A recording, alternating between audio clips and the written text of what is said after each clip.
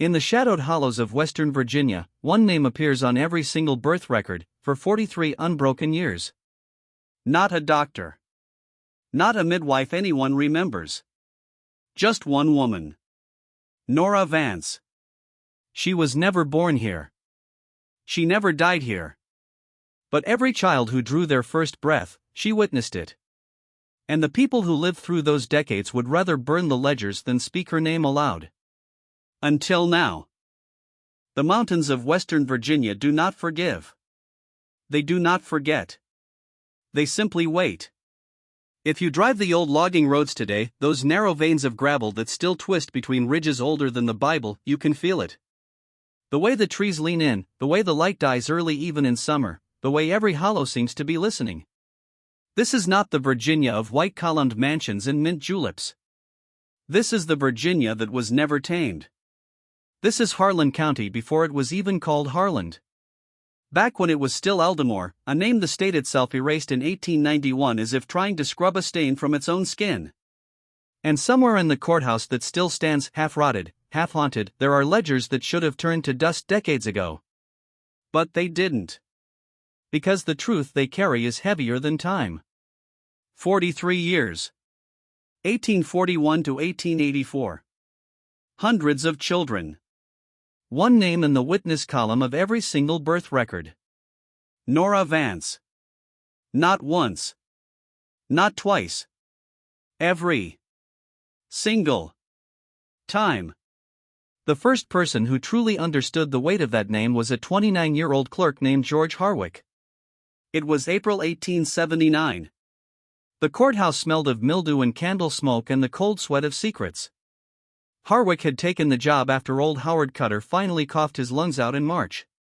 Cutter had been clerk since 1836. A small, precise man who wrote in tiny, perfect script, as if afraid the paper might judge him. Harwick was sorting birth records against death rolls on a morning so cold the ink in his pen kept freezing. His breath hung in the air like a ghost refusing to leave. And then his eye caught it. Norah Vance. April 14, 1841. Thomas Dupree. Northern Fork of Spruce Creek. Norah Vance. 1842, a girl named Mary Ellen, born during a late snow. Norah Vance. 1843, twins on the South Ridge. Norah Vance. He told himself it was coincidence. A popular midwife. A woman everyone called when the blood came too fast or the baby refused to turn. But midwives die. They grow old. They retire. They move away. This name did none of those things. Harwick kept turning pages. The candle guttered. The creek behind the courthouse hissed like it was trying to warn him. By the time he reached 1879, his own year, he had counted 67 entries. 67 souls who entered the world with Norah Vance standing witness. He closed the ledger. The sound echoed like a coffin lid. Then he did what any man with a conscience would do. He started asking questions. And that's when the real terror began. Because no one would answer. Not directly. The old men who came in to register deeds would suddenly find something fascinating on the floor. The women paying taxes would tighten their shawls and pretend they hadn't heard the name. Even Reverend Delbert Sapp of the Methodist Church, a man who had buried half the county, paused just a half-second too long before saying, "Never heard of her, son." But George Harwick noticed things. He noticed the flicker behind the eyes. The way breath caught. The way hands that had split rails and birthed calves suddenly trembled on the edge of a desk. Only one person gave him anything real. Martha Cutter, widow of the old clerk, came to collect her husband's last wages. She was 65, sharp as a butcher knife, and tired of pretending.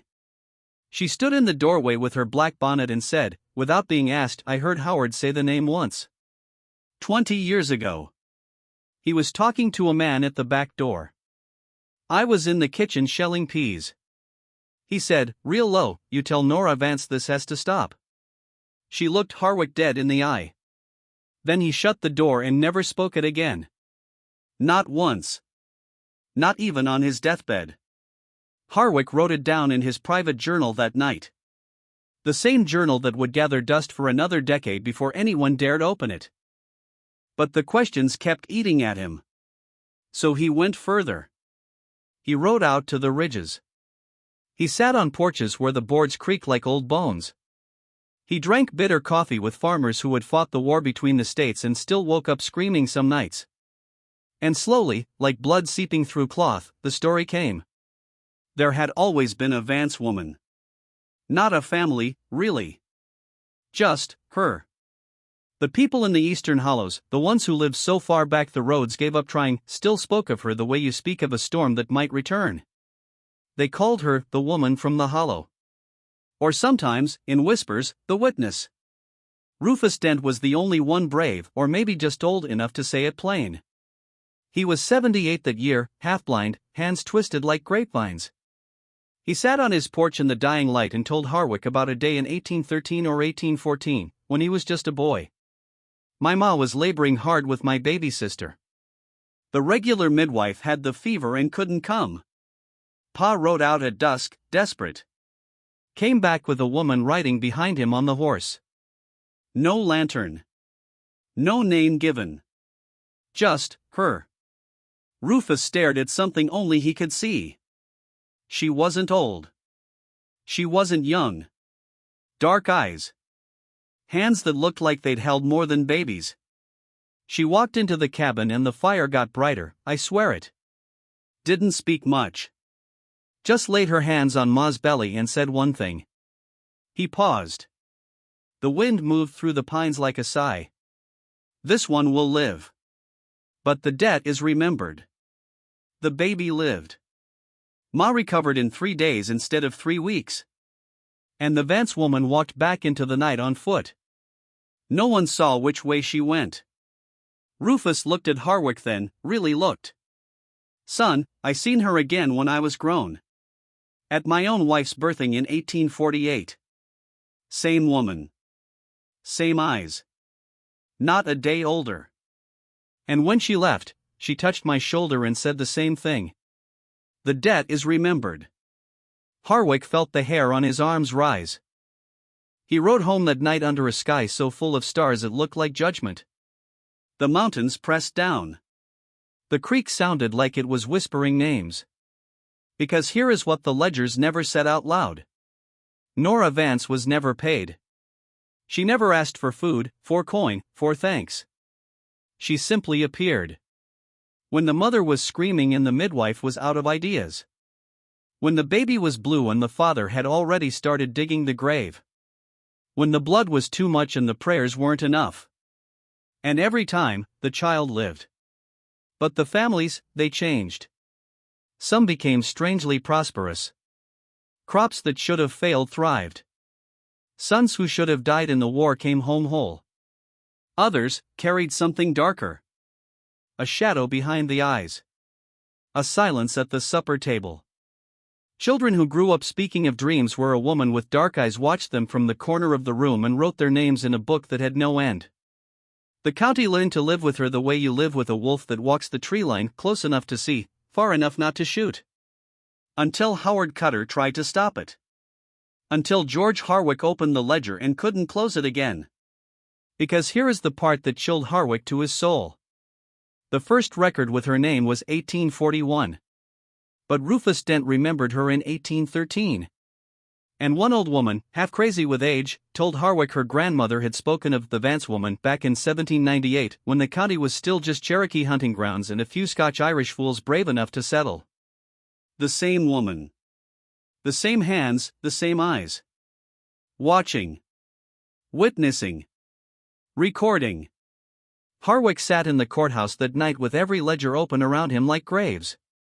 Candlelight flickered across the pages. Outside, the mountains were black against a blood-red sunset. And for the first time he understood what the old folks had always known. This wasn't about midwifery. This was about judgment. Every child born under her gaze entered the world already seen. Already measured. Already owed. And the debt was remembered. Harwick closed the last book. His hands were shaking. He never told his wife what he had found. Not that night. Not ever. But sometimes, in the years that followed, when their own children were born, he would stand at the window and watch the hollows waiting. Because he knew. Somewhere out there, in the place where the roads give up and the shadows grow teeth, a woman with dark eyes was walking. And the next time a mother screamed in the night, she would be there. Witness. Judge. Eternal. The mountains do not forgive. They do not forget. They simply wait. And in Harlan County, once Aldermore, they are still waiting. Soft, almost reverent pause. Because some names aren't written by men. Some names are written by something that has been watching since before the first church bell ever rang in these hills. And if you listen closely, on certain nights when the wind moves just right through Spruce Creek, you can still hear it. A woman's voice. Low. Patient. Ancient. Writing. One name. Over and over. Norah Vance. The witness. And the debt is still being remembered. The Eastern Hollows do not welcome strangers. They tolerate them briefly, then swallow the memory of their passing. George Harwick understood this the moment the maintained road gave out beneath his horse's hooves.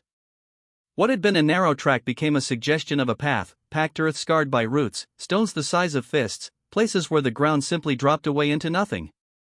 The forest pressed close on both sides, hemlock and oak and rhododendron so thick the midday sun arrived only in thin, trembling spears of gold. The air grew colder with every 100 feet of elevation, carrying the scent of wet moss, resin, and something metallic like blood left too long in the open. He had not told his wife where he was going. He had not told the reverends. He had not even told himself, not fully, why he was doing this. But the ledgers had become a fever. 67 names in Aldermore County alone. 6 more in the adjacent county to the east, properties hugging the far side of the same ridge that divided the watersheds. And then the older ones, 1829 in a territorial record from what was then still frontier. A girl born on what the entry called the Western Fork above the falls.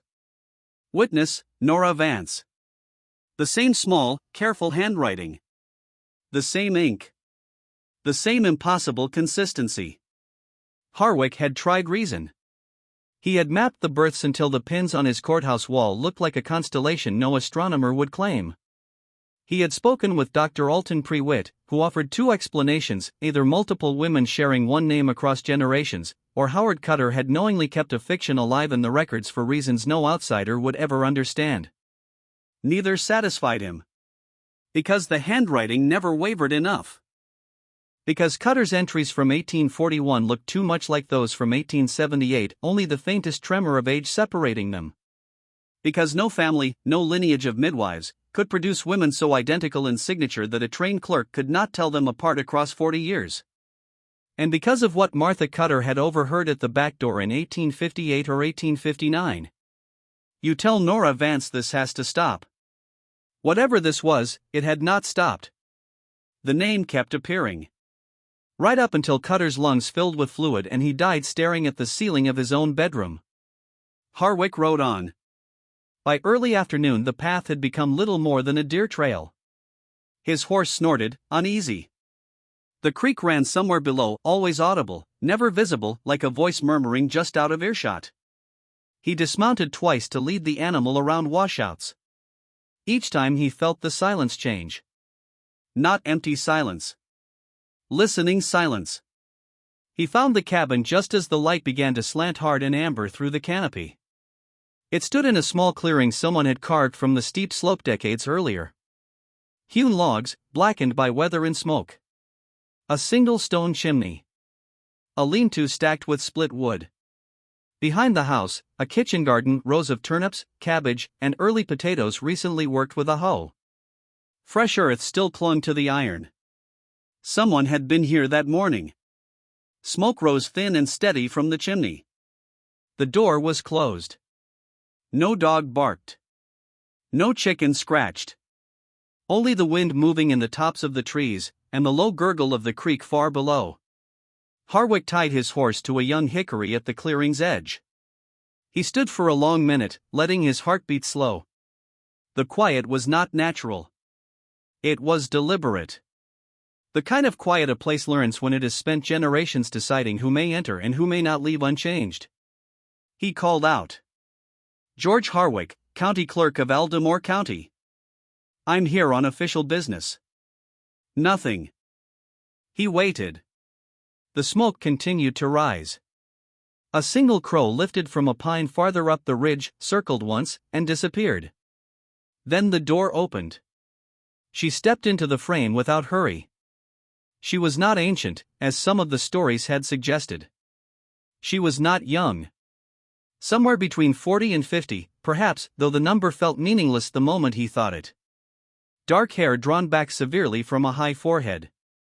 Eyes the color of wet slate.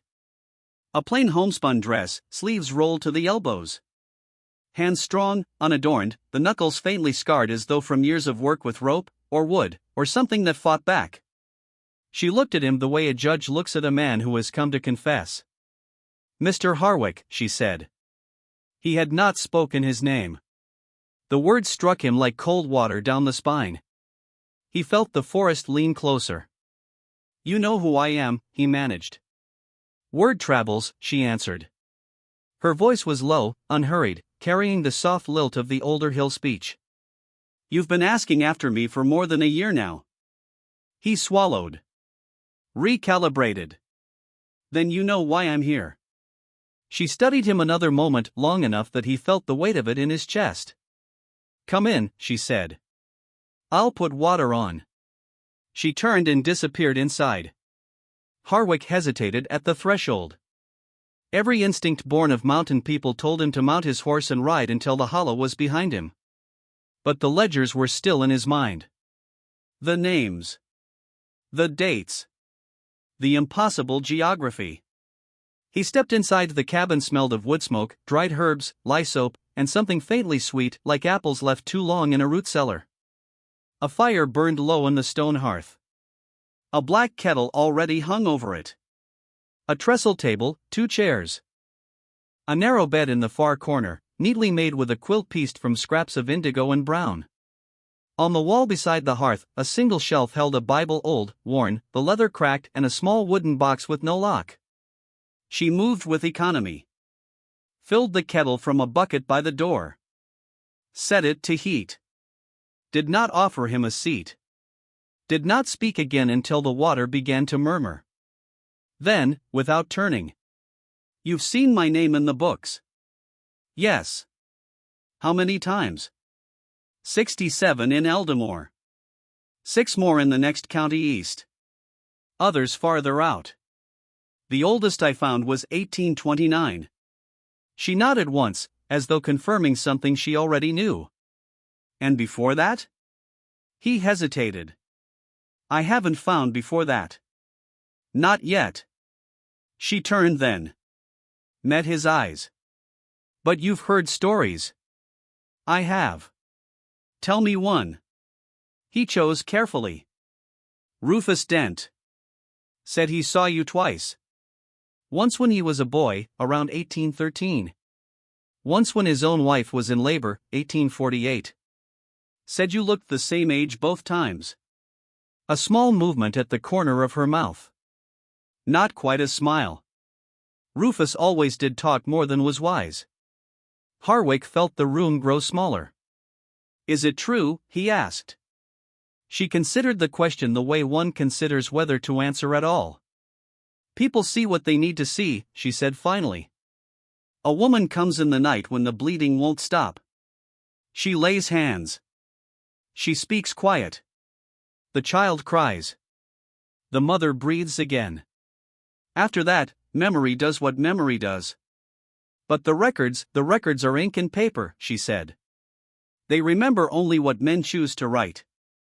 She lifted the kettle, poured steaming water into 2 tin cups. Dropped a pinch of something, dried leaves, perhaps, from a small jar into each. Handed him one without asking if he wanted it. He took it. The heat burned through his palm. "You never asked for payment," he said. "Not once. In 40 years. No." Why? She looked into her own cup as though reading something written in the steam. Because some debts are not paid in coin. The silence stretched. Harwick felt the question rise before he could stop it. What did Howard Cutter want you to stop? For the first time, something flickered across her face, brief, gone almost before he could name it. Sorrow, she said. He waited. She set her cup down. Some births want to go wrong. Some children are meant to slip away before they draw breath. Some mothers are meant to follow. I delay that. For a time. How? She did not answer directly. When a soul stands at the threshold, she said, between this world and the next, it can be turned back. But the door does not close cleanly. Something remains open. Something remembers. Harwick's hand tightened on the cup. And the witness line, he asked. Why sign your name? So it is recorded, she said simply. So the debt is written where men can see it even if they refuse to read it. He stared at her. What debt? She looked at him, then really looked, and he felt as though she were seeing not just the clerk, but the boy he had been, the fears he had carried since childhood, the prayers he had whispered in the dark and never told another soul. The debt of being spared, she said. When death comes for a child and is turned away, it marks the place. It waits. It collects. Sometimes in that life. Sometimes in the next generation. Sometimes in ways no one can name. Harwick felt the cabin walls press in. And Cutter knew this. He knew enough to be afraid. And he told someone to make you stop. He tried. She lifted her cup again. Sipped, it did not stop. The fire snapped. A log shifted. Sparks rose like small judgments. Harwick set his untouched cup on the table. Are you human? The question sounded foolish the moment it left his mouth. She regarded him with something almost like pity. I was born of woman, she said. I bleed. I hunger. I age, slowly, perhaps, but I age. What I carry is older than I am. She stepped to the shelf. Opened the small wooden box. Inside lay a single object, a brass pocket watch. No crystal. No hands. Only the blank face, tarnished almost black. This was my father's, she said. He carried it through the revolution. When he died, it stopped. I wound it again. It ran for 3 days. Then it stopped forever. She closed the box. Time does not move the same for everyone. Harwick stood. I need to know, he said. Are you still attending births? She looked toward the open door, toward the green gold light falling across the clearing. When I am called, she said. And if no one calls? Then the debt comes due another way. He felt the chill then, not from the altitude, but from something deeper. I could remove your name from the records, he said. I could stop writing it. She turned back to him. You could try. A pause. But you won't, she added. He did not answer. Because she was right. He left the cabin an hour later. The path seemed shorter on the way down. The forest less oppressive. But the weight in his chest had grown heavier. He never spoke of that afternoon to another living soul. Not his wife. Not the Reverends. Not even his journal, though he wrote one line the night he returned. I have seen the witness. She has seen me. And now we are both recorded. In the years that followed, George Harwick continued his duties. He registered births, marriages, deaths. He wrote in his careful hand. But he never wrote her name again. Not once. Because he understood, at last, what Cutter had tried and failed to stop. Some things are not meant to be erased. Some debts are remembered. And in the eastern hollows, where the creek runs cold and the pines stand sentinel, a woman still keeps watch. Not because she must. But because someone always calls. And when they do, she answers. The cabin door closed behind George Harwick with a soft click that sounded final. Not like a lock turning. Like a judgment settling. He rode down the hollow in late afternoon light that bled gold through the hemlocks, shadows stretching long and thin across the path like fingers reaching back. He did not look behind him. He did not need to. The clearing had already emptied itself the moment he turned away. He felt it in the sudden lightness of the air, the way the birds returned to their calling only after he was gone. In his journal that night he wrote one line in a hand that trembled just enough to notice. The place knows when you leave. And it forgets you were ever there. What passed between him and the woman called Norah in those hours inside the cabin would not be spoken aloud again in his lifetime. But he wrote it down. Every word. Every pause. Every flicker of firelight across her face as she spoke truths the county had spent generations burying. She had introduced herself simply, Norah. No surname offered. None demanded. She was not the spectral figure the old stories painted, no gaunt crone with eyes like coal pits, no voice that echoed unnaturally. She moved with the quiet efficiency of a woman who had spent her life doing necessary work in small spaces. She poured tea from the kettle without ceremony. She answered questions without flourish. And that directness, Harwick later reflected, was more unnerving than any evasion could have been. She confirmed what he had feared most. The name in the birth ledgers was always one woman. Not a lineage. Not a coincidence. One woman, carrying the roll forward when the previous bearer laid it down. The Vance is not a family, she told him. It is a duty. There has always been a Vance in this hollow. When one grows weary or the time comes, another takes the name. The face changes. The hands stay the same.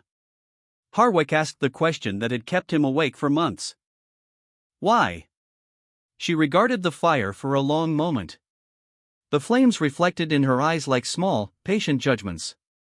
Because someone has to know, she said. He pressed. What must be known? She met his gaze then, level, unblinking. The other ledger. Harwick felt the words land like stones in still water. Ripples spreading outward, touching everything he thought he understood about the county he served. There were two records. The courthouse ledger, names, dates, places. Dry. Official. Public. The Vance ledger, something older, deeper, merciless.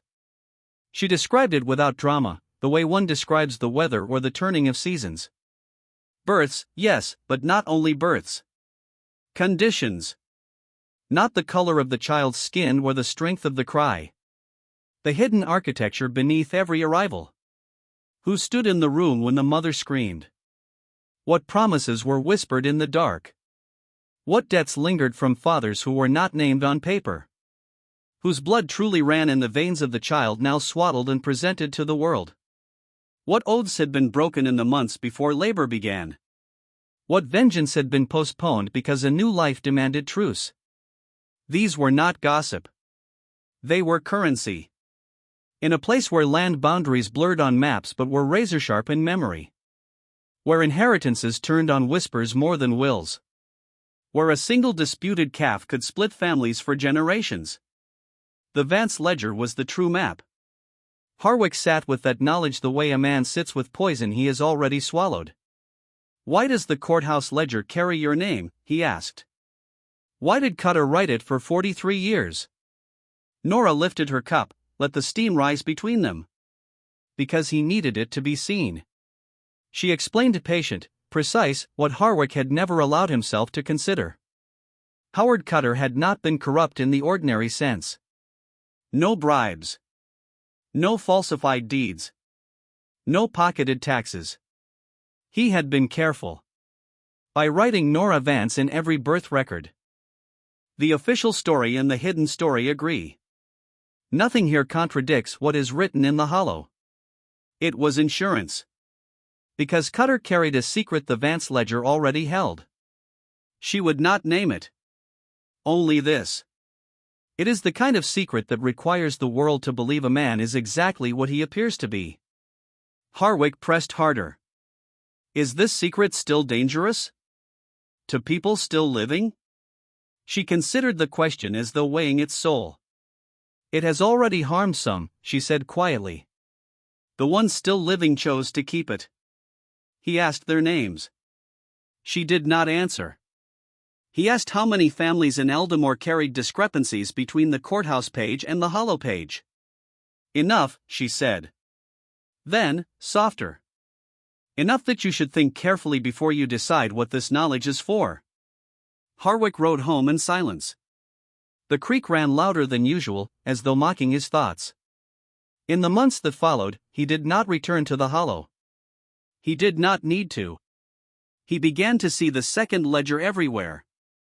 In the way certain families deferred to others without explanation. In the land disputes that flared bright then guttered out overnight. In the credit extended at the general store to men who should have been broke. In the silences that fell when particular years were mentioned 1852, 1861, 1874 like wounds still tender beneath scar tissue. He had lived among these people for years. He had thought he knew them. Now he understood he had only read the surface inscription. In September 1881, a man came to the courthouse. No first name given. Just Deer. 60, perhaps. Face weathered like old barnwood. Eyes steady. He had heard the clerk was asking after old records. Harwick admitted it. Deer spoke without heat. There are records in this county kept a certain way for a long time. The people who kept them had reasons. Some of those reasons still breathe. Harwick asked what he meant. Deer looked at him, not angry, not pleading. Almost gentle. Some folks built their whole lives on things being settled. Land. Blood. Names. If those things turn out not to be settled the way they believe, it would trouble a great many people. He paused. If your questions are for the county's good, there's nothing in those old pages that changes today. Most of the people they concern are dust. Another pause. But if they're for something else, then consider who else might be asking the same questions. He left. 2 weeks later, the courthouse was entered at night. Nothing stolen. Only disturbance. In the storage room, older ledgers pulled down, res-tacked. The birth ledger untouched except 3 pages near the end. Late 1870s. The witness column on those entries had been scraped clean with a blade. Then rewritten. Close to Howard Cutter's hand. But not quite. The name inscribed now was not Norah Vance. It was blank. 3 small rectangles of absence where a name should have been. Harwick stared at them under lantern light until the wick burned low. He understood then what the woman in the hollow had meant by already harmed some. The erasures were not destruction. They were protection. Someone is still living, still watching, had decided the bridge between ledgers must be broken. The signal silenced. The insurance cancelled. Harwick closed the book. He never reopened those final pages. He never wrote her name again. But in the quiet hours, when the courthouse was empty and the creek spoke its endless monologue, he would sometimes sit at the desk and listen. Not for footsteps. Not for voices. For the sound of a ledger being written.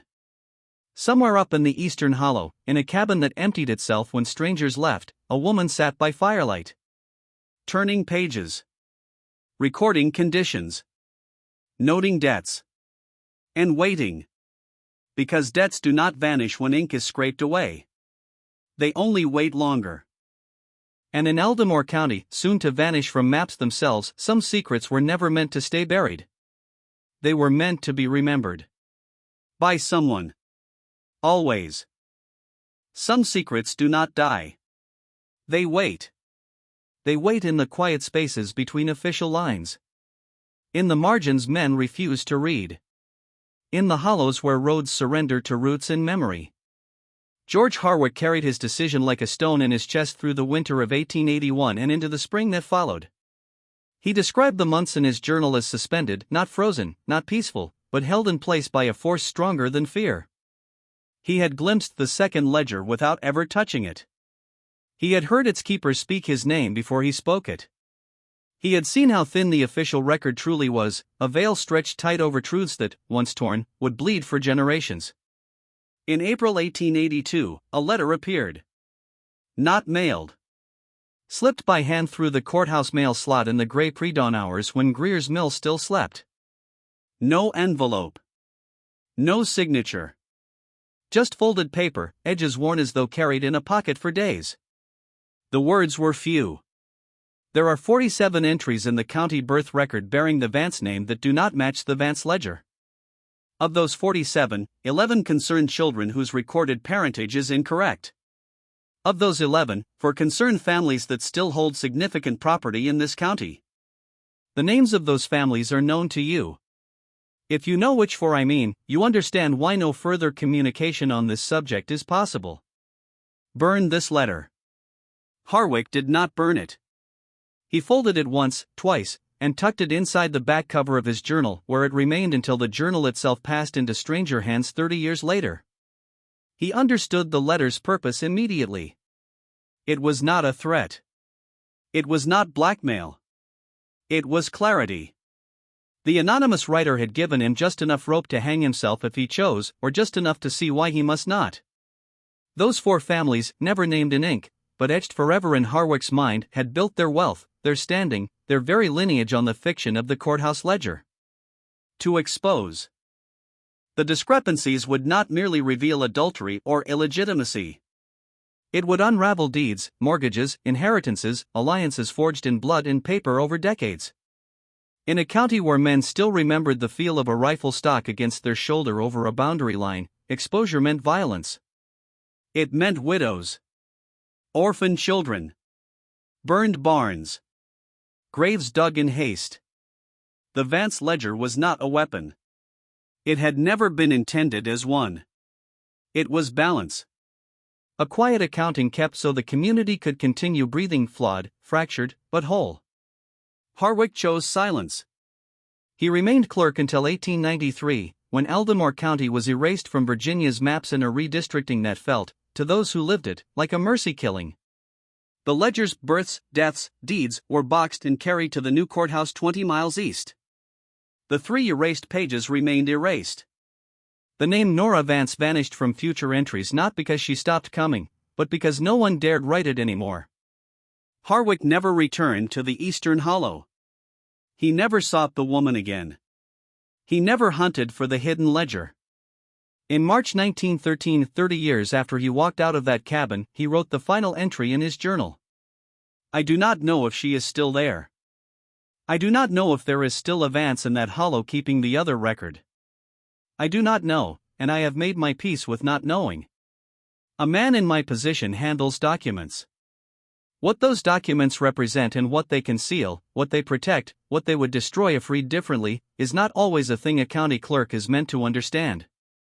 Howard Cutter understood this. I understood it later than he did. Perhaps that is the difference between a man who spends 40 years in a place and one who spends only 14. But there is one thing I know that I have always known. From the moment she said my name in that doorway before I had spoken a word, she was not surprised to see me. She had been waiting. And I have spent 30 years wondering what she was waiting for, and whether whatever it was ever arrived. He closed the journal. He never opened it again. George Harwick died in 1921 at 71, working the last 28 years of his life behind the counter of a hardware store in Lewisburg. He spoke of the hollow to no one. His children never knew the journal existed. The journal surfaced in 1943 when a Shenandoah Valley historian named Cecil Abbott found it in a box of auction papers. Abbott published a brief account in a regional journal, 4 pages amid a longer piece on 19th-century clerical practices. The Vance anomaly, he called it. The country was at war. Few noticed. But Abbott had gone further than Harwick ever did. In unpublished notes, discovered only in 1971 when his papers went to the college archive, he traced a pattern of quiet legal proceedings in the new county, property disputes settled with unnatural speed between 1887 and 1893. No mention of Vance. No mention of birth records. Yet each case favored the established holder. Each ended in private agreement rather than public trial. Abbott wrote, "The most interesting aspect is not their outcome, but their timing. They cluster precisely when redistricting would have brought new eyes to old records. Someone with knowledge of both ledgers was protecting those families from challenge. That person or their kin may still be in this county." He never named them. In 1948, Abbott visited the region again. He asked 3 separate people about a Vance family in the Eastern Hills. Each answered the same. No such family had ever lived there. The name appeared in no local record. He thought of Harwick's words, how she knew his name before he spoke it, how she had been waiting. He did not write up the hollow. He wrote to a colleague in 1952. "I made inquiries. I received coordinated denials. I thought of what Harwick wrote. I did not go up the hollow. I think that was the correct decision." The Eldamore birth ledger original, with Cutter's meticulous hand and the 67 entries of Norah Vance, survived into the state archives. It could be viewed in the mid-20th century. Then it was moved to off-site storage for a renovation that never finished. Its current location is listed only as pending review. The Vance ledger, the private record, the true architecture, has never surfaced. No historian. No genealogist. No journalist who followed the trail has found it.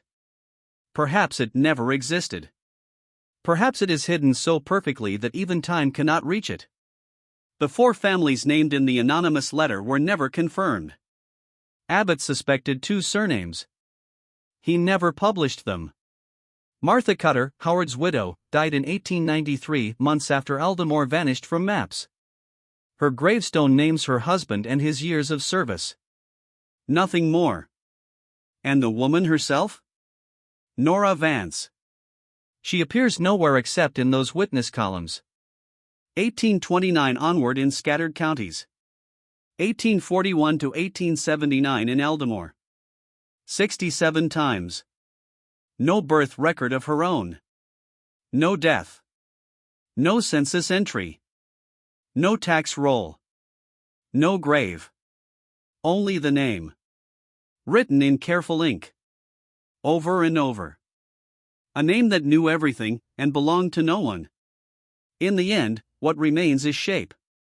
The impression left by a secret pressed into the available record, like a leaf fossilized in stone long after the tree has rotted away. Somewhere, perhaps still, in the eastern hollow where the creek never quite reaches daylight, a cabin stands. Smoke rises thin on certain mornings. A garden is turned fresh each spring. A woman, or whatever bears the name now, sits by firelight. Turning pages. Recording conditions. Noting debts that outlive flesh. She does not wait for exposure. She does not wait for justice in the way men understand it. She waits for the debt to come due. Because some records are kept by more than one person. Some names are written not to be remembered, but to remember. And in the hills of what was once Eldamore, now just another stretch of shadowed Virginia ridge, the silence is not empty. It is patient. It is watchful. It is eternal. And on nights when the wind moves just right through Spruce Creek, you can still hear it. The soft scratch of a pen. Steady. Unhurried. Writing one name. Over. And over. Norah Vance. The witness. The keeper. The one who was never born here. Never died here. But saw every soul that did. And remembered.